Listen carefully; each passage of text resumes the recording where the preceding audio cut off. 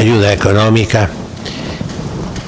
Agradezco a los que lo están haciendo y al mismo tiempo pido sus oraciones. Esta semana está el retiro para las jovencitas. Recen para que Dios suscite la generosidad en los papás, en los padres de familia y en esas jovencitas que sienten el llamado de Dios para ser religiosas. También invito a los jóvenes a entregarse a Dios. Comuníquense con nosotros. Esta obra tan combatida es lo que más necesita la Iglesia. Formar sacerdotes santos y cultos, sabios, verdaderas eminencias, verdaderas excelencias que reconstruyan la Iglesia.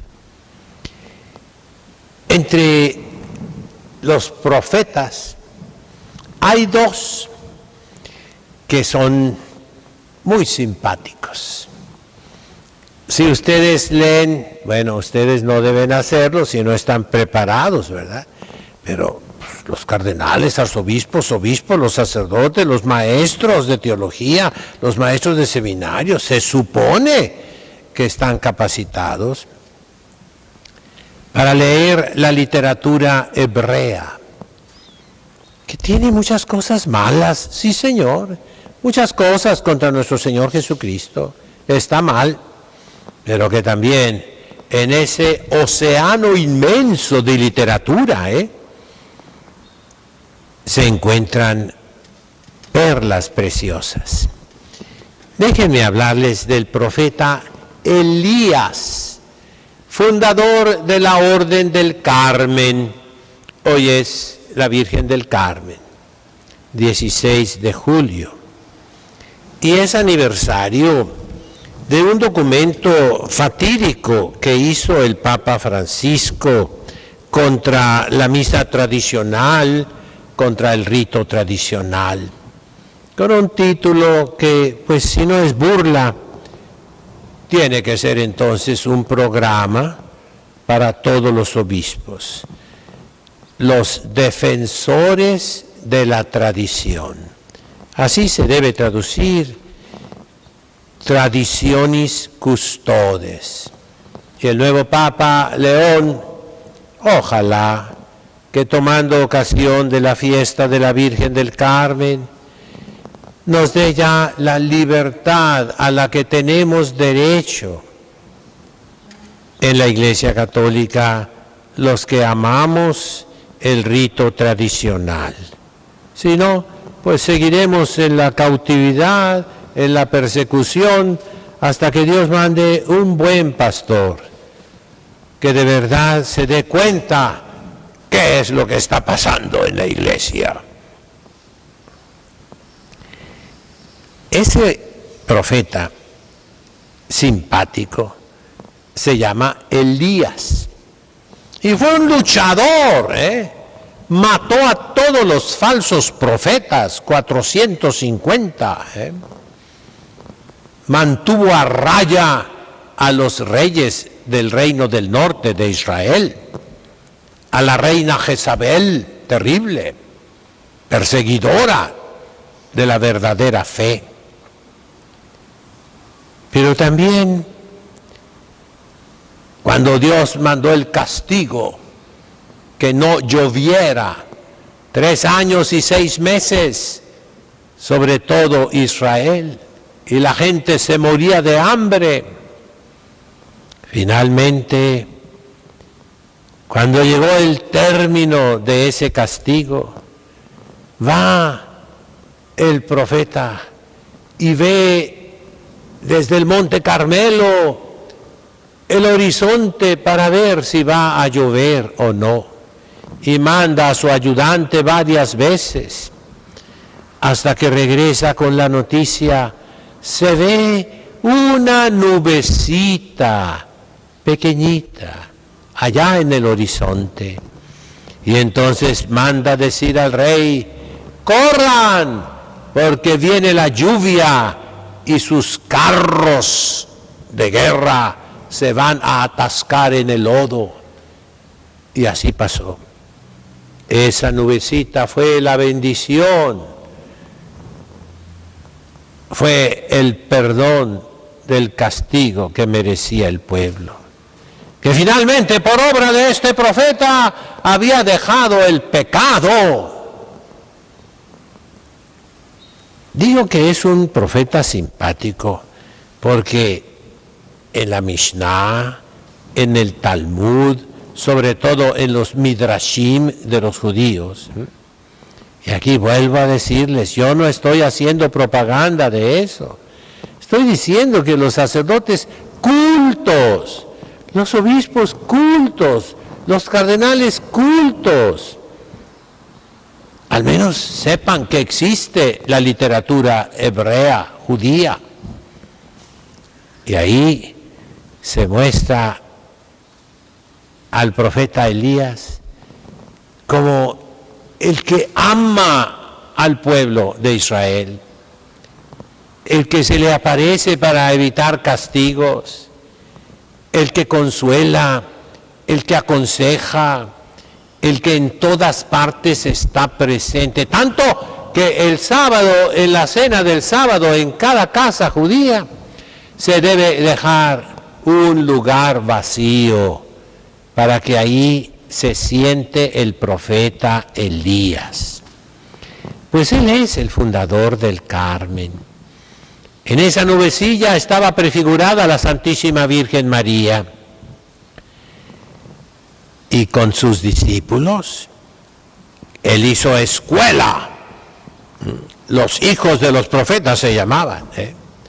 Hubo un grupo que ya no se casó, que profesó castidad, como los religiosos de ahora, y se dedicó a honrar a la Santísima Virgen María en previsión de lo que había de venir. Y es, repito, la orden religiosa más antigua. Así nos lo dice la tradición de la Iglesia. Desde el Antiguo Testamento, en el Monte Carmelo, hubo hombres dedicados en cuerpo y alma a la Santísima Virgen María, la futura Madre de Cristo, Madre de Dios. Tanto que hay fotografías, yo las he visto. Hasta hace unos cuantos años, hace 70 años, los musulmanes, los árabes, este día venían al Monte Carmelo conmemorando dos grandes profetas, San Juan Bautista y San Elías. Y los judíos, repito, le tienen mucha devoción y mucho cariño a San Elías, que es el futuro Juan Bautista, que vino, como dice Jesucristo nuestro Señor, en el espíritu de Elías, que es el espíritu de nuestro Señor Jesucristo, que es el Espíritu Santo. Cuando corrió, echó fuera a los vendedores del templo que lo profanaban, sus discípulos recordaron esa frase de Elías: el celo de tu casa me consume. Zelo celatusum pro domo Dei exercitum. Con gran celo me llené yo de ese coraje divino, que la casa de Dios es casa de oración y no cueva de ladrones. Ese es el lema de los carmelitas y de las carmelitas. Repito, los árabes veneran a Juan Bautista y a Elías profeta. Hay otro profeta también simpático. Con ese comencé yo a estudiar el hebreo, el libro de Jonás profeta. Y en aquel tiempo me lo aprendí de memoria. Vayehi devar Adonai el Jonah ben Amitai lemor. Cum lech leir Hagedolá le Ninive, porque su pecado ha subido a mi presencia. Es un santo simpático porque es desobediente y Dios le jala las orejas. Lo mandó a Nínive, lo que es ahora la ciudad de Mosul, en Irak, a la ribera del río Éufrates, donde adoraban al dios pescado, Nun. Eso significa Nun, pescado. Nínive, la ciudad del pescado. Y ese profeta no quiso ir, se fue al lado contrario, rumbo a España. Pero en el mar Dios suscita una tormenta y los marineros lo echan al agua y una ballena se lo traga y lo vomita en el río Éufrates. Es un milagro, ¿no? Allá lo vomita. Y la gente pagana que adoraba al dios pescado ve que de un pescado sale un profeta y les predica el arrepentimiento, la penitencia, que dejen el pecado. Como Juan Bautista comenzó en el desierto. Así el Evangelio de San Marcos, que comienza con la predicación de San Juan Bautista, es representado como un león que ruge en el desierto. ¿Qué cosa dice Juan Bautista? Hagan penitencia, arrepiéntanse, conviértanse, dejen el pecado. Es el mismo mensaje del profeta Elías contra todos que habían dejado el culto al verdadero Dios para irse detrás de los ídolos, de Baal, de los cultos impuros, deshonestos. Y ese profeta predicó la conversión, pero acá adentro no quería que se convirtieran. Ya estaba contaminado con el nacionalismo de los judíos. Y se sienta debajo de una enredadera milagrosa a esperar que caiga fuego del cielo como contra Sodoma y Gomorra. Porque ahí también los pecados eran sexuales, carnales. Entonces, se enoja cuando Dios perdona a ese pueblo. Y pues ese profeta Jonás es el que nos pone ante los ojos la finalidad del pueblo hebreo. ¿Para qué Dios tuvo un pueblo escogido? Como dice en el libro de Tobías, para que dispersos en todas las naciones les enseñaran el culto al único verdadero Dios. Pues bien, la Orden del Carmen está llamada a perdurar hasta el final de los tiempos. Eso mismo se dice de la orden franciscana, que no va a desbaratarse nunca. Perdurará hasta el fin de los tiempos. Son tradiciones que hay en la Iglesia Católica, ¿verdad? Eso no está dicho de otras congregaciones, de otras órdenes religiosas, ¿no? Si yo fuera papa, a lo mejor haría lo que hizo un papa franciscano. Suprimió la orden de los jesuitas. En estos momentos tienen ellos una deuda terrible, porque han sido los causantes de la destrucción de la Iglesia, más que otras órdenes religiosas, que también han contribuido a la destrucción de la Iglesia. Pero no soy papa, ni quiero yo cumplir profecías siniestras. Las buenas profecías sí. Pero estos dos profetas nos hablan del mensaje de la Santísima Virgen del Carmen. Primero, nos da su escapulario.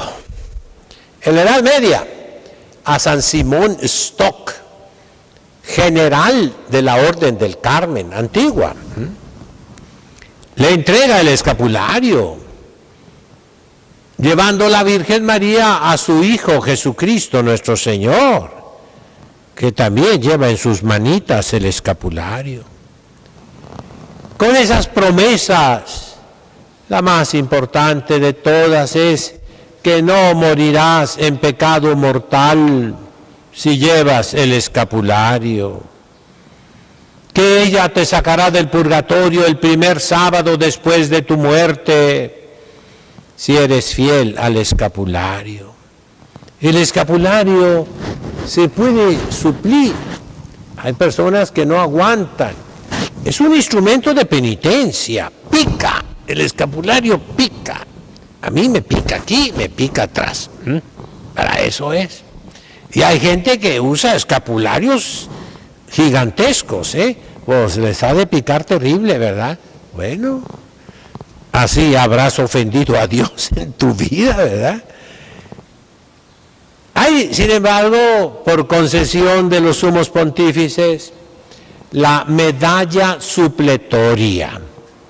En vez de traer escapulario, por vanidad de las mujeres escotadas, porque no aguanta ningún pequeño sacrificio por amor a Dios, el Papa ha concedido que con una medalla que tenga a nuestro Señor por un lado y a la Santísima Virgen por otro lado, esa medalla suple el escapulario, para que se consuelen las vanidosas, ¿verdad? ¿Qué dice la Virgen? Acuérdate de mí, de día y de noche, toda tu vida. Acuérdate de mi Hijo. Y ella se apareció en Fátima en 1917, varias veces. Y la Virgen tiene un guardarropa muy bonito. Miren, aquí se vistió de indita, de una princesa india en Guadalupe, pero bien elegante, Y como es chaparrita, un pelito que se pusiera abajo para que pareciera más alta, Algo de vanidad. La mujer que no tiene vanidad no es mujer, Toda cochina, toda sucia, toda pestosa. No, vanidad, un poquito de vanidad, La Virgen nos da el ejemplo, ¿verdad? En Lourdes se apareció como la Inmaculada Concepción, pero en Fátima tuvo varios trajes y uno fue el de la Virgen del Carmen. Se apareció con el hábito de las carmelitas y siempre lleva al niño Jesús en los brazos. Y dijo una frase: al final de todo, y se refiere a la historia universal, a la historia de la humanidad, que va mal, tan mal que ella dice: ya no puedo detener el brazo de Dios que quiere castigar a la humanidad. Al final, mi inmaculado corazón triunfará. Esa es la esperanza. Como una madre que le dice a su hijo: nunca te quites el escapulario, hijo. Y ese hijo a veces se va por el camino malo, cometiendo pecados a diestra y siniestra toda su vida, pero lleva el escapulario que su madre le impuso, y ese será su salvación, porque es una madre la Santísima Virgen María. Y así este día le suplicamos dos cosas. La primera ya la dije: que venga un Papa que quite la persecución contra el rito tradicional en la iglesia? ¿Qué es la persecución contra nosotros? ¿Por qué no quieren que haya este seminario, que es una orden religiosa? Porque es tradicional, porque está creado para celebrar el santo sacrificio de la misa en el rito de siempre, en el rito tradicional, y cae bajo la persecución de Papa Francisco, y ahora, si no lo remedia, de Papa León XIV. Nunca me va a oír, ni va a ver este video, pero es la verdad. Papa León, sé un verdadero león, como el buen pastor que fue el rey David, que mató al león y mató al oso y rescató a las ovejas que se había robado. También tú, Papa León, sé como el rey David y rescátanos de esas uñas, de esas garras perseguidoras que quieren destruirnos. No te arrepentirás el día de tu muerte. Y lo mismo vale para los obispos, que no están obligados a seguir esas directivas del en paz descanse Papa Francisco para destruir. No. ¿Qué dice Dios al profeta Jeremías? Y le repite a los obispos: ut evelas et destruas, ut edifices et plantes. No te mandó Dios a destruir y a desenraizar lo bueno, sino lo malo, el pecado, sobre todo esos pecados sexuales de la carne, como fue Juan Bautista, como fue Elías, como fue el profeta Jonás y el profeta Jeremías. No, Dios te mandó a ti, obispo, arzobispo, a que edifices et plantes. Es lo que ocupa la iglesia. Reedificarse, reconstruirse. Es lo que ocupamos todos. Que se planten las vocaciones de sacerdotes santos y sabios que reconstruyan la iglesia. Eso le pedimos a la Santísima Virgen del Carmen en este fatídico y triste aniversario de la persecución más cruda, más cruel, desatada dentro de la iglesia, de hermanos contra hermanos, y que es la que estamos padeciendo. Por eso, después de haber pedido 1000 misas, que ya se están celebrando, por nuestro señor arzobispo Francisco Moreno Barrón, pedimos ahora misas por nosotros, para que nuestro seminario florezca, nuestra congregación religiosa femenina crezca y pueda hacer seminarios como este en toda la faz de la tierra. La finalidad única, la finalidad principal de estas religiosas es fundar seminarios como este en todas partes. Ayúdenos y ya no nos persigan. En nombre del Padre, del Hijo, del Espíritu Santo. Amén.